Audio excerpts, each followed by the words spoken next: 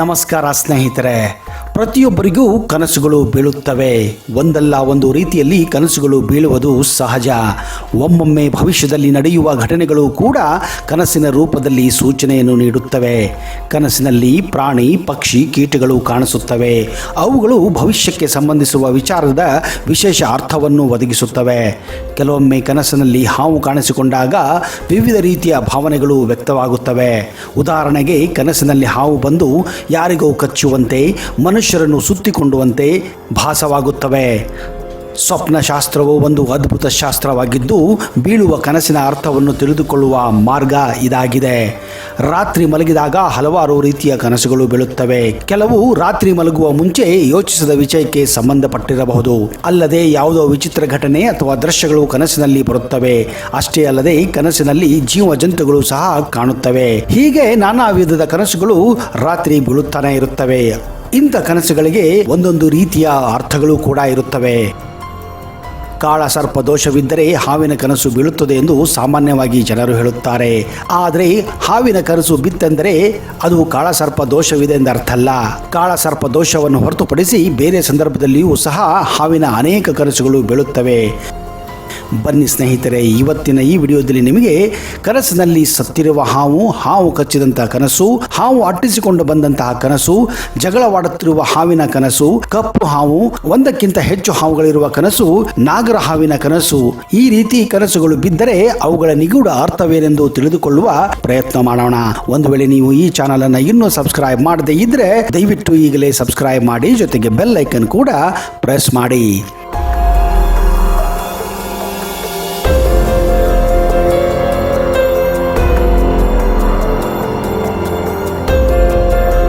ಸ್ವಪ್ನಶಾಸ್ತ್ರದ ಪ್ರಕಾರ ಹಾವಿನ ಕನಸುಗಳಿಗೆ ಹಲವು ಅರ್ಥಗಳಿವೆ. ಕನಸಿನಲ್ಲಿ ಹಾವು ಕಾಣಿಸುವುದಕ್ಕೆ ಬೇರೆ ಬೇರೆ ಕಾರಣಗಳು ಇಲ್ಲಿ ವಿಶ್ಲೇಷಿಸಲಾಗಿದೆ. ಅವುಗಳಲ್ಲಿ ಮೊದಲನೆಯದು ಹಾವು ಕಚ್ಚಿದಂತೆ ಕಾಣುವ ಕನಸು. ಸರ್ಪವು ನಿಮ್ಮನ್ನು ಕಚ್ಚಿ ನಿಮ್ಮ ದೇಹವು ವಿಷದಂತೆ ಕೂಡಿರುವಂತೆ ಕನಸು ಬಿದ್ದರೆ ಅದರ ಅರ್ಥ ನಿಮಗೆ ಹಾವು ಕಚ್ಚುವ ಮುನ್ಸೂಚನೆಯಲ್ಲ, ಬದಲಾಗಿ ನೀವು ಯಾವುದೋ ಓರ್ವ ಕೆಟ್ಟ ವ್ಯಕ್ತಿಯೊಂದಿಗೆ ಸಂಬಂಧವನ್ನು ಹೊಂದಿದ್ದೀರಿ ಎಂದರ್ಥ. ನೀವು ಯಾವುದಾದರೂ ಓರ್ವ ಕೆಟ್ಟ ವ್ಯಕ್ತಿಯೊಂದಿಗೆ ಅಥವಾ ನಿಮಗೆ ಕೆಟ್ಟದ್ದನ್ನೇ ಬಯಸುವ ವ್ಯಕ್ತಿಯೊಡನೆ ಸ್ನೇಹವನ್ನು ಬೆಳೆಸಿದ್ದೀರಿ. ಆಗ ಇಂಥ ಕನಸುಗಳು ನಿಮಗೆ ಗೋಚರಿಸುತ್ತವೆ. ಹಾವು ಕಚ್ಚಿದಾಗ ಹೇಗೆ ಮೈಯೆಲ್ಲ ವಿಷ ಆವರಿಸುತ್ತದೆಯೋ ಅಷ್ಟೇ ಕೆಟ್ಟದ್ದನ್ನು ಬಯಸುವವರು ಆ ವ್ಯಕ್ತಿಯಾಗಿದ್ದಾರೆ ಹಾಗೂ ನಿಮ್ಮ ಸ್ನೇಹಿತರಾಗಿದ್ದಾರೆ ಎಂದರ್ಥ. ಹಾಗಾದರೆ ಈ ರೀತಿ ಕನಸು ಬಿದ್ದಾಗ ಒಮ್ಮೆ ಸರಿಯಾಗಿ ಯೋಚಿಸಿ. ನಮ್ಮ ಎದುರಿನಲ್ಲಿ ಸ್ನೇಹಿತರಾಗಿದ್ದು ಬೆನ್ನ ಹಿಂದೆ ವಿಷಕಾರಿಯಾಗಿ ಅವರ ವರ್ತನೆಗಳು ಇರುತ್ತವೆ ಎಂದರ್ಥ. ಅಂಥ ವ್ಯಕ್ತಿಗಳಿಂದ ನಾವು ದೂರ ಇರಲು ಇಂಥ ಕನಸುಗಳು ಬೀಳುತ್ತವೆ. ಹಾವು ಅಟ್ಟಿಸಿಕೊಂಡು ಬರುವಂತಹ ಕನಸು. ಸಾಮಾನ್ಯವಾಗಿ ಮನುಷ್ಯರಿಗೆ ಬೀಳುವ ಹಾವಿಗೆ ಸಂಬಂಧಿಸಿದ ಕನಸುಗಳಲ್ಲಿ ಹಾವು ಅಟ್ಟಿಸಿಕೊಂಡು ಬಂದಂತೆ ಕನಸು ಬೀಳುವುದು ಸಾಮಾನ್ಯ. ಈ ಕನಸಿನ ಅರ್ಥ ಮುಂದೊಂದು ದಿನ ನಿಮ್ಮನ್ನು ಹಾವು ಕಚ್ಚಲೆಂದು ಅಟ್ಟಿಸಿಕೊಂಡು ಬರುತ್ತದೆ ಎಂದರ್ಥ ಅಲ್ಲ, ಬದಲಾಗಿ ನೀವು ಯಾವುದೋ ಒಂದು ಸಮಸ್ಯೆಯನ್ನು ಎದುರಿಸಲಾಗದೆ ಅದರಿಂದ ಓಡಿ ಹೋಗುತ್ತಿದ್ದೀರಿ ಎಂದರ್ಥ. ಸದ್ಯದ ಪರಿಸ್ಥಿತಿಯಲ್ಲಿ ನೀವು ಆ ಸಮಸ್ಯೆಯಿಂದ ಓಡಿ ಹೋದರೂ ಕೂಡ ಮುಂದೊಂದು ದಿನ ಆ ಅಪಾಯ ನಿಮ್ಮನ್ನು ಹುಡಿಕೊಂಡು ಬರುತ್ತದೆ ಎನ್ನುವುದೇ ಈ ಕನಸಿನ ಒಳಾರ್ಥ ಆಗಿದೆ. ಜಗಳವಾಡುತ್ತಿರುವ ಹಾವಿನ ಕನಸು. ಒಂದು ವೇಳೆ ನಿಮ್ಮ ಕನಸಿನಲ್ಲಿ ಹಾವು ಕುಸ್ತಿ ಮಾಡುತ್ತಿರುವುದು ಅಥವಾ ಜಗಳವಾಡುತ್ತಿರುವ ದೃಶ್ಯ ಕಂಡರೆ ನೀವು ಯಾವುದೋ ಒಬ್ಬ ವ್ಯಕ್ತಿಯನ್ನು ಮುಟ್ಟು ಹಾಕಲು ಪ್ರಯತ್ನಿಸುತ್ತಿದ್ದೀರಿ ಎಂದರ್ಥ. ನಿಮ್ಮ ಕೆಲಸದ ಸ್ಥಳವಾಗಿರಬಹುದು, ಅಂಗಡಿಯಾಗಿರಬಹುದು, ಕಚೇರಿ ಆಗಿರಬಹುದು ಅಥವಾ ಕುಟುಂಬವೇ ಆಗಿರಬಹುದು. ನೀವು ಉನ್ನತ ಸ್ಥಾನವನ್ನು ಬಯಸುತ್ತಿದ್ದರಿಂದ ನಿಮಗೆ ಈ ರೀತಿಯ ಕನಸುಗಳು ಬೀಳುತ್ತದೆ ಎಂದರ್ಥ. ಕಪ್ಪು ಹಾವಿನ ಕನಸು. ಕಪ್ಪು ಬಣ್ಣದ ಹಾವು ವಿಶ್ವಾಸಘಾತಕನ ಮತ್ತು ಅಸ್ಪಷ್ಟತೆಗೆ ಸಂಬಂಧಿಸಿದೆ. ನಿದ್ರೆಯಲ್ಲಿ ನೀವು ಕಪ್ಪು ಬಣ್ಣದ ದೊಡ್ಡ ಹಾವನ್ನು ನೋಡಿದರೆ ನಿಮ್ಮ ಹತ್ತಿರದವರು ನಿಮ್ಮನ್ನು ನಿರ್ಲಕ್ಷಿಸುತ್ತಿದ್ದಾರೆ ಎನ್ನುವುದನ್ನು ಸೂಚಿಸುತ್ತದೆ.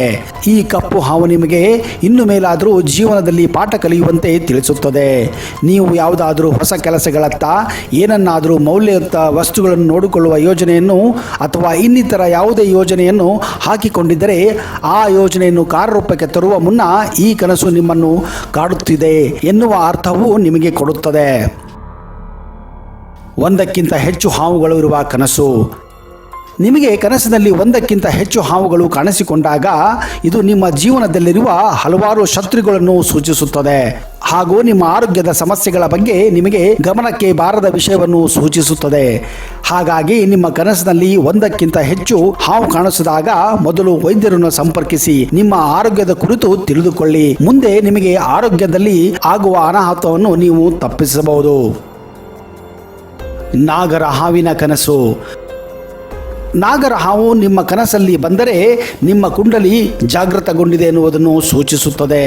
ಹಿಂದೂ ಧರ್ಮದ ಪ್ರಕಾರ ನಾಗರ ಹಾವು ಪೂಜನೀಯ ಹಾಗೂ ಆಧ್ಯಾತ್ಮಿಕ ಗೌರವವನ್ನು ಪಡೆದುಕೊಂಡಂತಹ ಏಕೈಕ ಹಾವಾಗಿದೆ. ನಾಗರ ಹಾವು ದೇವಿ ಸಂಭೂತವಾಗಿರುವುದರಿಂದ ಈ ಹಾವು ಕನಸಿನಲ್ಲಿ ಕಾಣಿಸಿಕೊಂಡರೆ ಅದು ನಿಮ್ಮ ಜೀವನದಲ್ಲಿ ಒಳ್ಳೆಯದಾಗುತ್ತದೆ ಎನ್ನುವ ಸೂಚನೆಯನ್ನು ನೀಡುತ್ತದೆ. ನಾಗರ ಹಾವು ನಿಮ್ಮ ಒಳ್ಳೆಯ ಭವಿಷ್ಯದ ಬಗ್ಗೆ ಸೂಚನೆಯನ್ನು ನೀಡುತ್ತದೆ. ಅದಕ್ಕೆ ನಾಗರ ಹಾವು ಒಂದು ವೇಳೆ ನೀವು ಕನಸಿನಲ್ಲಿ ಕಂಡರೆ ನಿಮ್ಮ ಒಳ್ಳೆಯ ದಿನಗಳು ನಿಮಗೆ ಕಾಯುತ್ತಿದೆ ಎಂದರ್ಥ. ಸತ್ತಿರುವ ಹಾವಿನ ಕನಸು. ಹೌದು ಸ್ನೇಹಿತರೆ, ಒಂದು ವೇಳೆ ನೀವು ಕನಸಿನಲ್ಲಿ ಸತ್ತಿರುವ ಹಾವನ್ನು ಕಂಡರೆ ನಿಜವಾಗಿಯೂ ನೀವು ಒಳ್ಳೆಯ ಸ್ಥಿತಿಯಲ್ಲಿದ್ದೀರಾ. ನಿಮ್ಮ ಭವಿಷ್ಯ ಪ್ರಜ್ವಲವಾಗಿದೆ. ಒಳ್ಳೆಯ ಕೆಲಸಗಳು ಮುಂದಿನ ದಿನಗಳಲ್ಲಿ ಆಗುತ್ತದೆ ಎನ್ನುವ ಸೂಚನೆಯನ್ನು ನೀಡುತ್ತವೆ. ನಿದ್ರೆಯಲ್ಲಿ ಸತ್ತಿರುವ ಹಾವು ಕಾಣಿಸಿಕೊಂಡರೆ ಜೀವನದಲ್ಲಿರುವ ಅಡಚಣೆಗಳನ್ನು ನೀವು ಸದಾ ನಿರ್ಭಯವಾಗಿ ನಿಭಾಯಿಸುತ್ತಿದ್ದೀರಿ ಎನ್ನುವುದನ್ನು ಸೂಚಿಸುತ್ತದೆ. ನಿಮ್ಮ ಶತ್ರುಗಳನ್ನು ನೀವು ಸೆದೆಬಡಿದು ಜೀವನದಲ್ಲಿ ಮುನ್ನುಗ್ಗುತ್ತಿದ್ದಿರುವೆನ್ನುವ ಕನಸಿನ ಅರ್ಥವಾಗಿದೆ.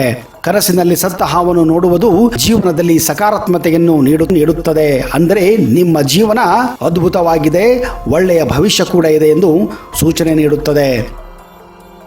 ಸ್ನೇಹಿತರೆ, ಕನಸಿನಲ್ಲಿ ಹಾವು ನಿಮ್ಮನ್ನು ಹಿಂಬಾಲಿಸುತ್ತಾ ಬರುತ್ತಿದೆ ಎಂದರೆ ಅದು ಕಾಳಸರ್ಪ ದೋಷಕ್ಕೆ ಸಂಬಂಧಿಸಿರಬಹುದು. ಅಷ್ಟೇ ಅಲ್ಲದೆ ಹಾವು ನೀರಿನಲ್ಲಿ ಈಜುತ್ತಿರುವ ಕನಸು ಬಿದ್ದರೆ ಅದು ಸಹ ಕಾಳಸರ್ಪ ದೋಷಕ್ಕೆ ಸಂಬಂಧಿಸಿದೆಂದು ಹೇಳಲಾಗುತ್ತದೆ. ಹಲವು ಬಾರಿ ಹಾವು ಜಿಗುತ್ತಿರುವಂತೆ ಕನಸು ಕಂಡರೆ ಅಥವಾ ಕೈಕಾಲಿಗೆ ಸುತ್ತಿಕೊಂಡಂತ ಕನಸು ಕಂಡರೆ ಅದು ಕೂಡ ಕಾಳಸರ್ಪ ದೋಷಕ್ಕೆ ಸಂಬಂಧಿಸಿದ್ದು.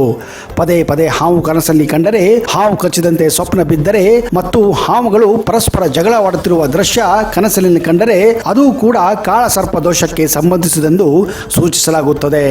ಇಂಥ ಕನಸುಗಳು ಬಿದ್ದಾಗ ಜಾತಕದಲ್ಲಿ ಕಾಳಸರ್ಪ ದೋಷವಿದೆ ಎಂದು ತಿಳಿದುಕೊಳ್ಳಬೇಕು.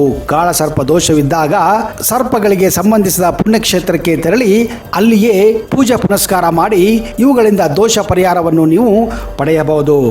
ಅಂತಹ ದೇವಸ್ಥಾನಗಳೆಂದರೆ ಕುಕ್ಕೆ ಸುಬ್ರಹ್ಮಣ್ಯ, ಘಾಟಿ ಸುಬ್ರಹ್ಮಣ್ಯ, ಶ್ರೀಕಾಳಹಸ್ತಿ, ಹೀಗೆ ಹಲವಾರು ದೇವಸ್ಥಾನಗಳು ಇದಕ್ಕೆ ಸಂಬಂಧಿಸಿದ ಪರಿಹಾರಗಳನ್ನು ಕೂಡ ನೀಡುತ್ತವೆ.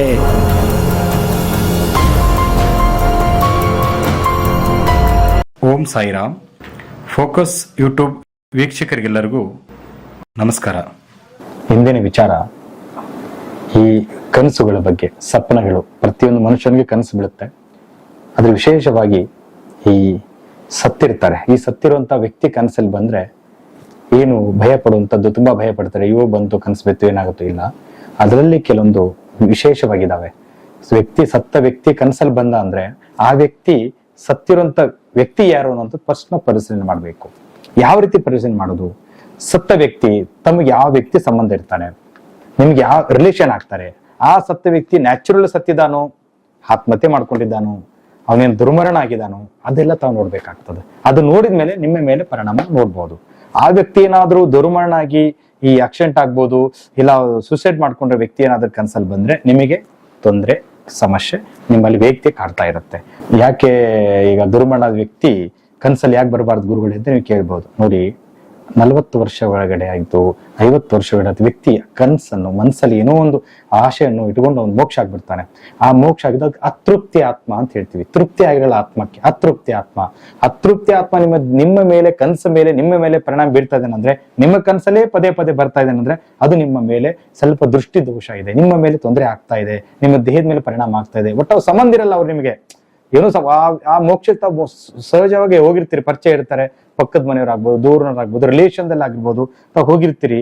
ಹಾಗಾಗಿ ಅದು ಅತೃಪ್ತಿ ಆತ್ಮ ಅಂತ ಹೇಳ್ತೀವಿ. ತೃಪ್ತಿ ಆಗಿರಲ್ಲ ಆತ್ಮ. ಅತೃಪ್ತಿ ಆತ್ಮ ಇದ್ರೆ ಮಾತ್ರ ಕನ್ಸಲ್ಲಿ ಬರಕ್ ಸಾಧ್ಯ. ಹಾಗಾಗಿ ನೀವು ಆ ವ್ಯಕ್ತಿ ಮೋಕ್ಷ ಅಂದ್ರೆ ದುರ್ಮರಣ ಆಗಿದೆ ಅಂದ್ರೆ, ಆ ಯಾವುದೇ ಒಂದು ಸಮಸ್ಯೆ ಆಗಿ ಮೋಕ್ಷ ಆಗಿದ ವ್ಯಕ್ತಿ ಕನ್ಸಲ್ಲಿ ಬಂದ ಅಂದ್ರೆ ಅದಕ್ಕೆ ಸರಿಯಾದ ಪರಿಹಾರ ತಿಳ್ಕೋಬೇಕು.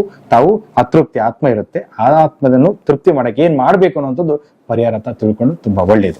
ಅದೇ ನ್ಯಾಚುರಲ್ ಆಗಿ ಹಿರಿಯರು ಈಗ 80-90 ವರ್ಷ ಆಗಿರುತ್ತೆ, ಅವ್ರಿಗೆ ಅನಾರೋಗ್ಯದಲ್ಲಾಗ್ಬೋದು, ನ್ಯಾಚುರಲ್ ತೀರ್ಕೊಂಡಿರ್ತಾರೆ. ಅದರಿಂದ ಯಾವುದು ದೋಷ ಬರೋದಿಲ್ಲ.